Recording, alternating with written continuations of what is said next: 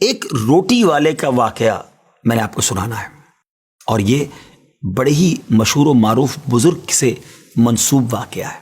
حضرت ابو بردہ رضی اللہ تعالیٰ عنہ راوی ہیں کہ حضرت ابو موسیٰ اشعری رضی اللہ تعالیٰ عنہ کی جب وفات کا وقت قریب آیا تو انہوں نے اپنے بیٹوں سے کہا کہ اے بیٹو، روٹی والے کو یاد رکھنا۔ پھر یہ واقعہ خود ہی بیان کیا کہ وہ روٹی والا کون تھا۔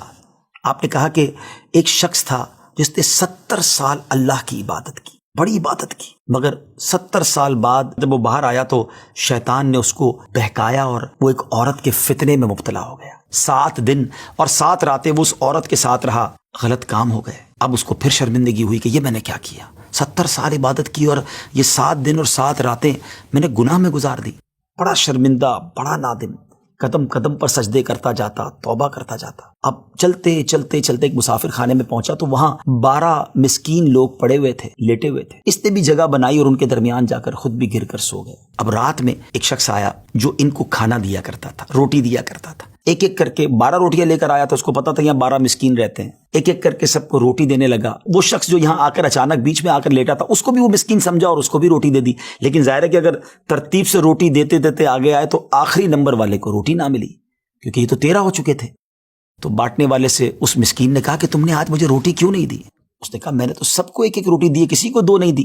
کہا تم مجھے روٹی نہیں دے رہے ہو؟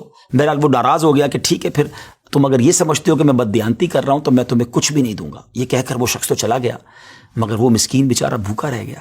اب وہ شخص جس نے ابھی توبہ کی تھی، پہلے 70 سال کی عبادت بھی کی ہوئی تھی، اس کو خیال آیا کہ میری وجہ سے اس مسکین کو روٹی نہیں ملی ہے۔ بھوک اسے بھی بڑی تھی، مگر اس نے وہ روٹی اسے دے دی۔ شدید بھوک لگی ہوئی تھی، رات بھر بھوک میں تڑپتا رہا، اور اسی بھوک کے عالم میں صبح اس کا انتقال ہو گیا۔ حضرت ابو موسیٰ اشعری رضی اللہ تعالیٰ عنہ فرماتے ہیں کہ جب یہ شخص اللہ کی بارگاہ میں پہنچا نا تو ایک پلڑے میں اس کی 70 سال کی عبادت رکھی گئی، اور ایک پلڑے میں وہ 7 دن اور 7 رات کے گناہ رکھے گئے۔ تو فرمایا کہ وہ گناہ جو تھے وہ 70 سال کی عبادت سے آگے بڑھ گئے، یعنی اب اس کے لیے گویا حکم ہو سکتا تھا کہ وہ جہنم میں جائے، مگر ان 7 دن کے گناہوں کے سامنے وہ روٹی رکھی گئی، اور اس روٹی کی برکت سے، کیونکہ وہ اخلاص کے ساتھ ایثار کی گئی تھی، مسکین کی مدد کی گئی تھی، وہ 7 دن کے بڑے بڑے گناہ معاف کر دیے گئے اور وہ جنت میں چلا گیا۔ پھر آپ نے اپنے بچوں سے کہا بیٹا روٹی والے کو یاد رکھنا۔ ناظرین، یہ واقعہ واقعی دلوں کے تار چھیڑ دیتا ہے۔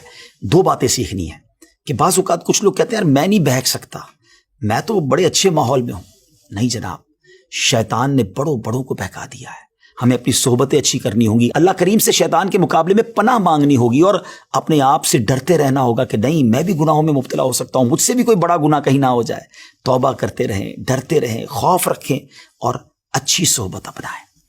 اور دوسری بات، صدقہ جو ہے نا وہ گناہوں کو مٹا دیتا ہے۔ صدقہ اللہ کی بارگاہ میں بڑا پسندیدہ ہے، غریبوں کی مدد کرنا یہ اللہ کو بڑا پسند ہے۔ ہمیں بھی چاہیے کہ وقتاً فوقتاً اپنے غریب پڑوسیوں، غریب رشتہ داروں، غریب مسلمانوں کی مدد کرتے رہیں۔ اور دعوت اسلامی کا شعبہ FGRF سبحان اللہ دکھیارے مسلمانوں کی شاندار انداز میں مدد کرتا ہے۔ سیلاب زدگان کی مدد کتنے بڑے پیمانے پر کی گئی، اور یہ سارا سال ہی اب کچھ نہ کچھ سلسلہ رہتا ہے، تو آپ بھی FGRF کا ساتھ دیجیے، دکھیارے مسلمانوں کی مدد کیجیے۔ اللہ آپ کے رزق حلال میں برکت عطا فرمائے اور ہم سب کے گناہوں کو معاف فرمائے۔